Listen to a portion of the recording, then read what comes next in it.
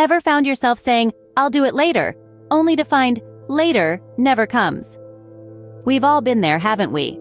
We know we need to do something, but the urge to put it off strikes, and before we know it, the task remains undone. This, my friends, is procrastination, the silent productivity killer that's all too common in our lives. Procrastination is not just about being lazy or lacking willpower. It's a complex issue that affects our ability to manage time, complete tasks, and ultimately, reach our goals. It's the invisible barrier that stands between us and our aspirations.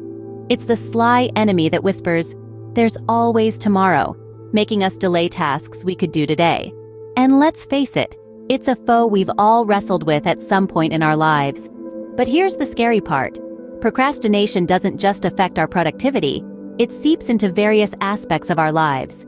It can affect our personal relationships, our professional growth, and even our mental health. It's like a small leak that slowly drains our energy, our motivation, and our potential. Consider this. How many times have you delayed starting a fitness regimen, only to find yourself stuck in the same unhealthy routine months later? Or postponed a work project until the 11th hour, only to feel stressed and overwhelmed? That's procrastination at work, robbing us of our progress and peace of mind.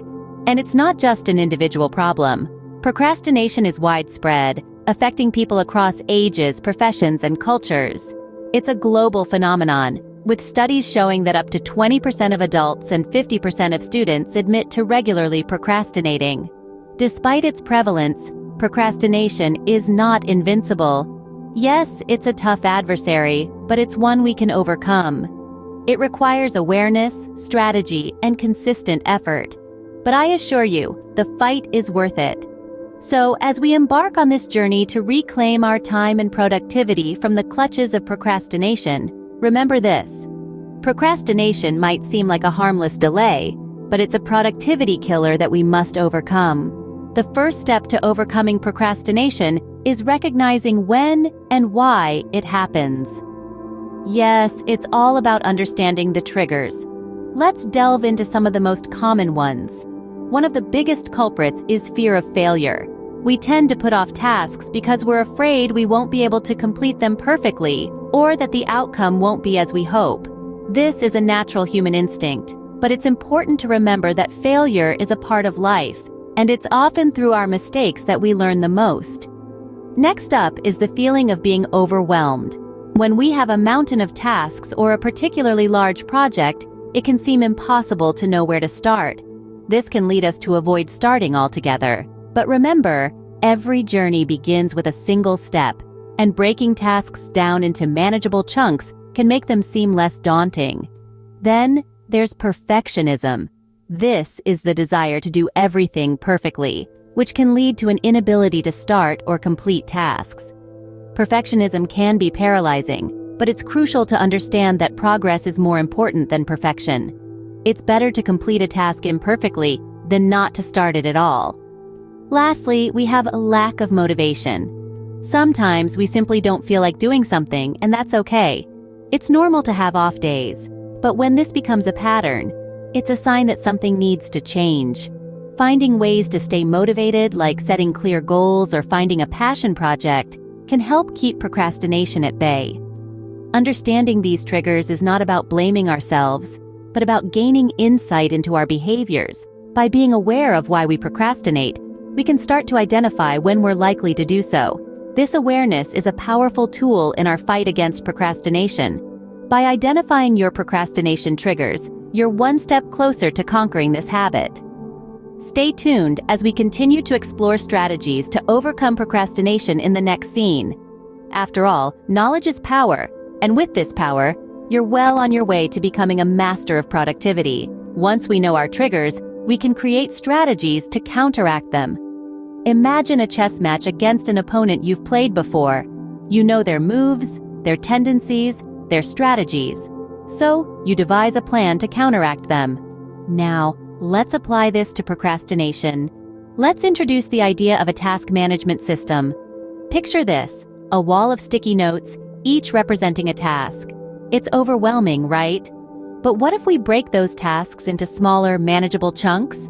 Instead of one daunting task, You've got a series of small, achievable goals. This approach can make a mountain feel more like a series of molehills. When we talk about setting realistic goals, we mean setting targets that challenge you, but don't paralyze you. It's okay to aim high, but it's also crucial to understand your limits. If you set a goal that's too lofty, you risk feeling overwhelmed, but if it's too easy, you might lose interest. So find your sweet spot. It's about balance. Now, let's dive into the importance of creating a conducive environment for productivity. Think about an artist in their studio or a chef in their kitchen. They arrange their tools and materials in a way that suits their workflow. They eliminate distractions. This is a strategy we can all adopt. Your environment should inspire you to work, not hinder you. Perhaps it's time to declutter your workspace, or maybe it's about finding the right playlist to boost your focus. Experiment with different strategies until you find what works best for you. Remember, everyone is unique. What works for one person may not necessarily work for you. Strategizing against procrastination isn't about working harder, it's about working smarter. Like a chess player, you're not just reacting to your opponent's moves, you're anticipating them. When you know what triggers your procrastination, you can devise a strategy to counteract it. And with every move, you're getting closer to checkmate. Now, it's time to build habits that will make you procrastination-proof. Firstly, let's acknowledge the power of habits.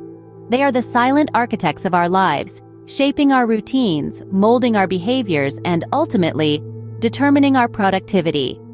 The right habits can be our allies in the war against procrastination.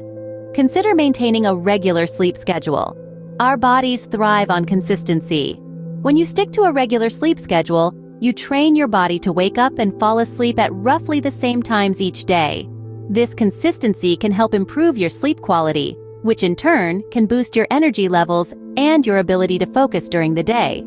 Next, let's talk about exercise. Regular physical activity is not just for bodybuilders or marathon runners. It's a universal habit that benefits everyone. Exercise releases endorphins, our body's natural mood elevators, and helps to reduce stress. When you're less stressed, you're less likely to procrastinate.